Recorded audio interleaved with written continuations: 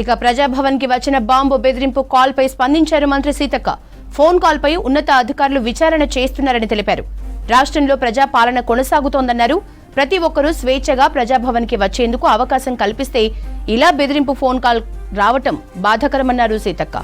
ప్రజలకు స్వేచ్ఛగా వచ్చే అవకాశం ఇస్తే అట్లాంటివి జరుగుతాయి. మరి ఏం జరుగుతుంది? పోలీస్ అధికారులు అంటే ఉమ్మడి కాంగ్రెస్ హయాంలో వచ్చింది కావాల్సి మళ్ళీ ఇప్పుడు కాంగ్రెస్ హయాంలో వచ్చింది కావాలి. అరే మేమంతా స్వేచ్ఛగా ఎవరైనా రాని అని